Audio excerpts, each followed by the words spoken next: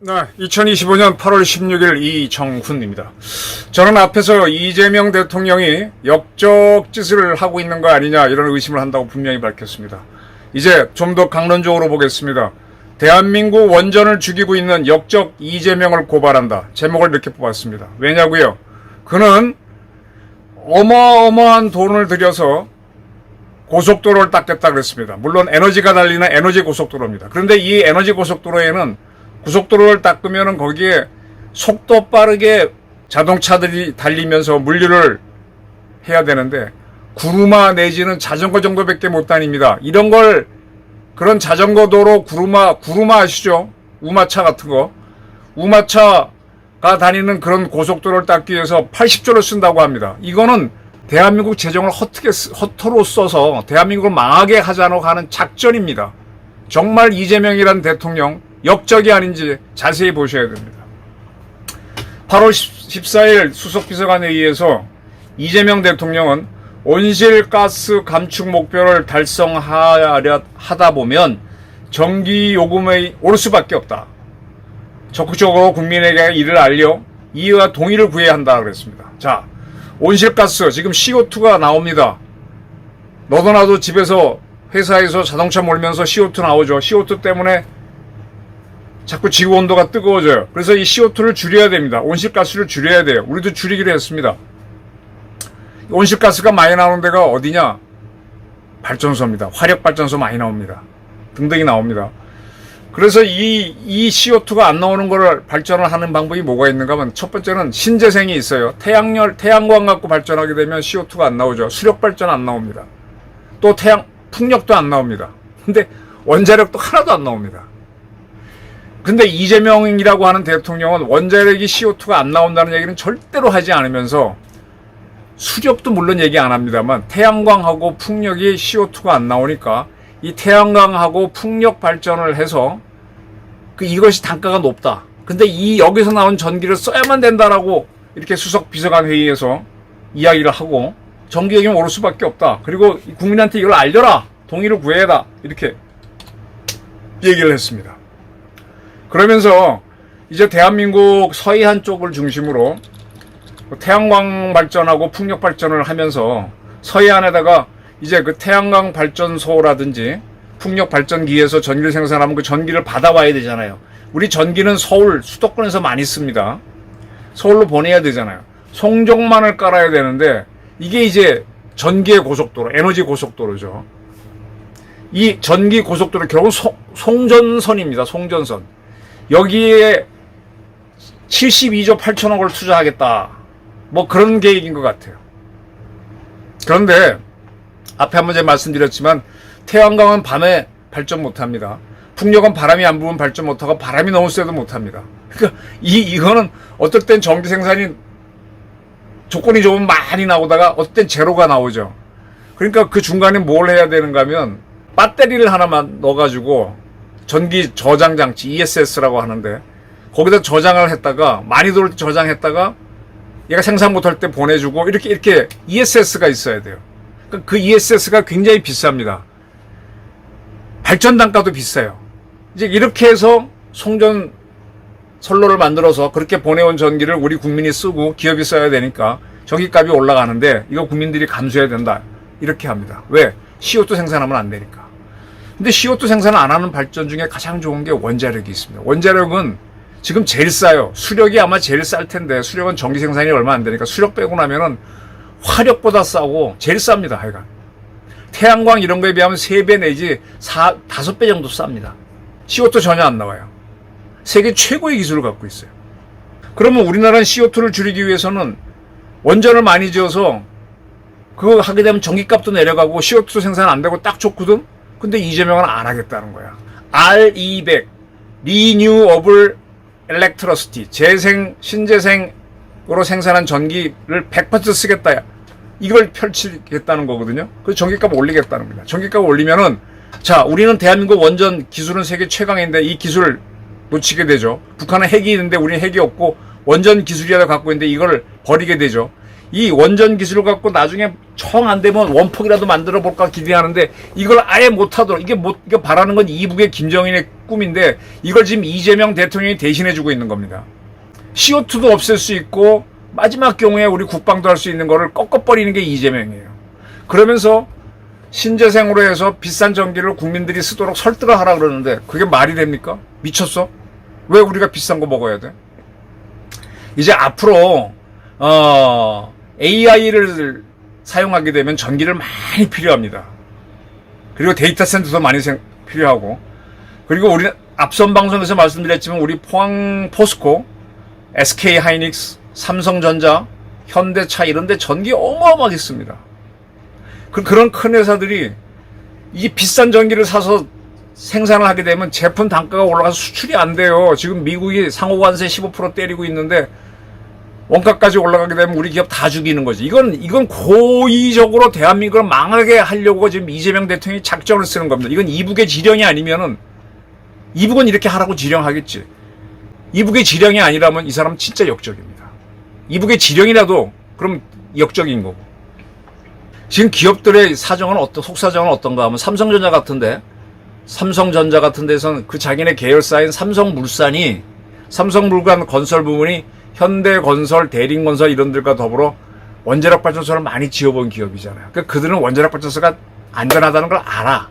그리고 우리나라 원전이 이미 수출이 UAE에 됐고 체코에 되고 잘 나가고 있어요. 안전하니까 되는 거 아닙니까? 지금 사우디도 한국 원전이 제일 안전하니까 들어와 달라고 하잖아요.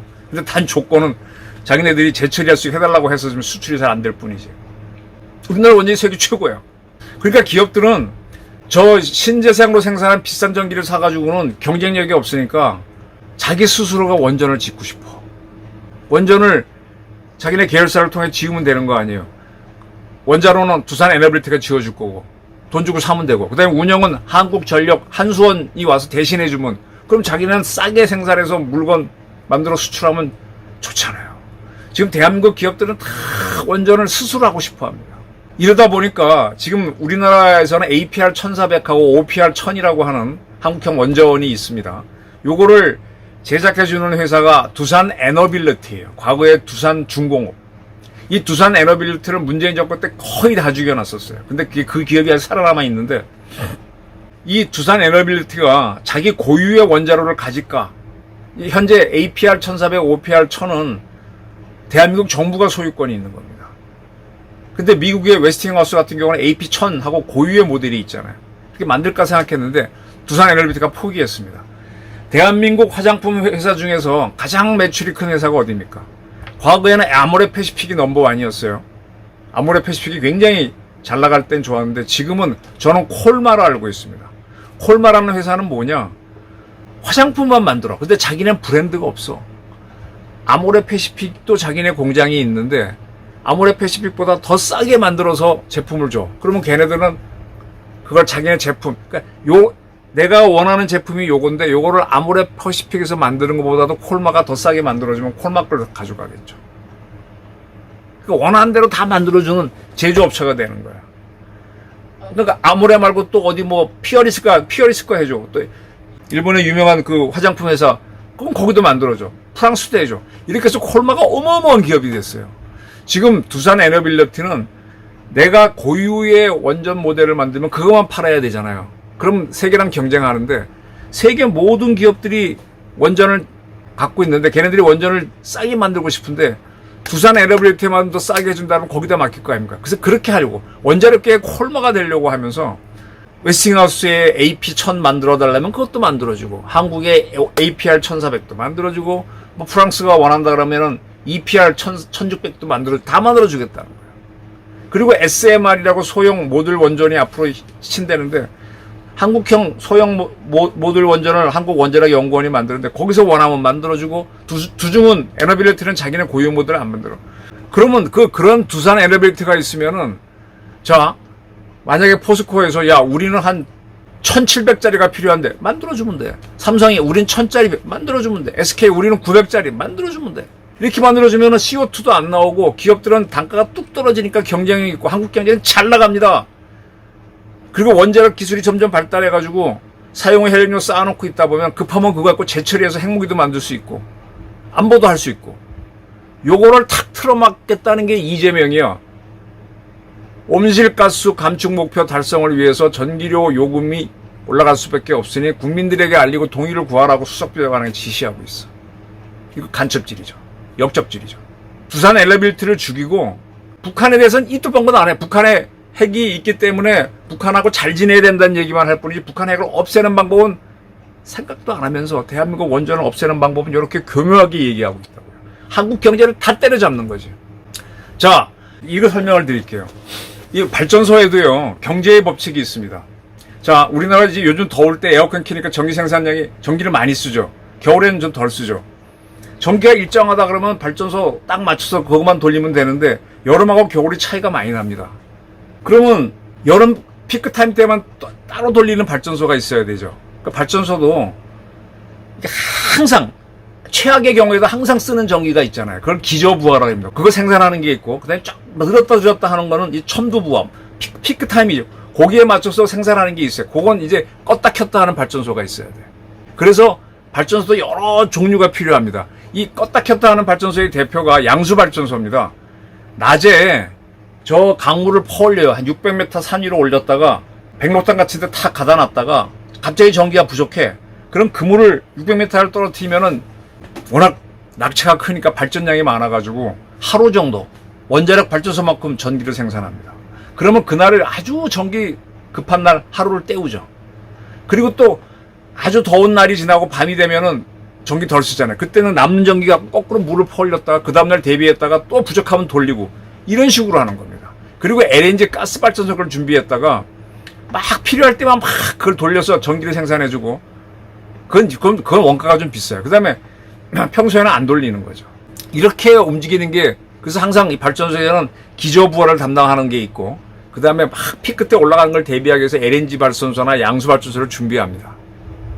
그런데 앞으로 모든 거를 이 기저부하 자체도, 이 기저부하를 담당하는 게 원전이에요.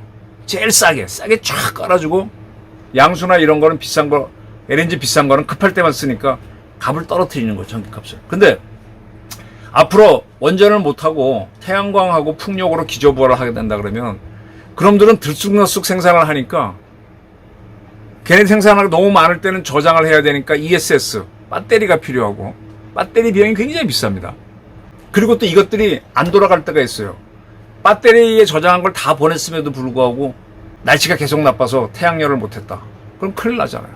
그걸 대비해서 이 태양열이나 풍력이 아예 전기 생산 못할 대비해서 예비발전소를 만들어줍니다. 이 독일이 그렇게 한다고 말씀드렸습니다. 독일은 그걸 화력발전소로 했어요. 왜 그런가 하면 독일은 석탄이 많은 나라인데 석탄을 소비 안 해주면 탄광지대 경제가 무너지니까 태양광이나 풍력발전이 안 돌아갈 때에 대비해서 예비발전소를 다 화전으로 하고 있어요. 그래서 걔네들은 환경보존을 한다고 신재생을 하는데 환경보존이 안 돼요.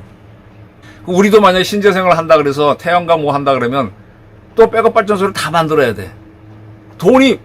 비용이 또 확 올라가죠. 그 다음에 이렇게 해서 만든 전기가 들쭉날쭉 해서 ESS를 통해서 어쨌든 이 송전선에 올라온다 그러면 그 전기가 품질이 좋은 겁니까? 그러니까 경부고속도로 8차선 탁 만들어 놓고 거기에 100km 달리는 고속버스 트럭이 달리는 게 아니라 구루마가 달리게 만드는 거예요. 대한민국 돈을 엉뚱한 데 써서 아주 효율성 없게 만드는 거죠. 이런 역적질을 하겠다는 게 이재명 정권입니다. 대한민국 지금 잘 사는데 재정을 완전히 무너뜨리겠다. 엉뚱한 데 돈을 쓰게 하고 또 그 비싸진 비용 때문에 기업들 망하게 하겠다는 전략을 하고 있어요. 지금 원전을 죽이고 싶어 지금 환장하는 것 같은데 지금 두산 NLBT 주가가 지금 2만 원 이하 하던 게 지금 3배 이상 올라서 7만 원 가까이 가니까 이재명 정권이 코스피 5천 가겠다 그랬잖아요. 5천원 가는데 두산 NLBT 주가 중요하거든. 그러니까 그 말은 못하고 이런 식으로 뺑 돌려서 국민을 속이는 겁니다. 지금 빌 게이츠니 뭐니 이런 사람들은 자기들도 AI를 해야 되고 데이터 센터를 해야 되니까 자기네만 값싸게 전기를 쓰기 위해서 가장 경제적으로 원전을 만드는 나라가 한국이니까 한국하고 같이 하고 싶다 계속 건들고 있잖아요. 근데 그렇게 좋은 한국 원전을 다 지금 교묘하게 죽여가는 게 이재명 정권입니다. 에너지 고속도로 만든다고 하면서. 그리고 신재생, 온실가스를 이유로 신재생만 하겠다고 하면서 전기값 오르는 거를 국민들한테 납득시켜라. 야, 야, 이 역적 아닙니까? 정말 에너지 문제 잘 보십시오. 지금 대한민국 군대를 해체하고 있죠. 훈련도 줄이고 있고 적개심도 없애고 있고 국정원도 지금 이종석이들을 해체하고 있죠. 정동영이 통일부를 무너뜨리고 있죠. 그래서 아주 어설프게 계엄령을 했지만은 반국가 세력 척거를 위해서 계엄령을 했다라고 하는 윤석열 말은 맞는 겁니다. 이재명 집권을 정말 위험하다, 역적이라는 관점에서 보시면은 위기의식이 발견될 겁니다. 감사합니다.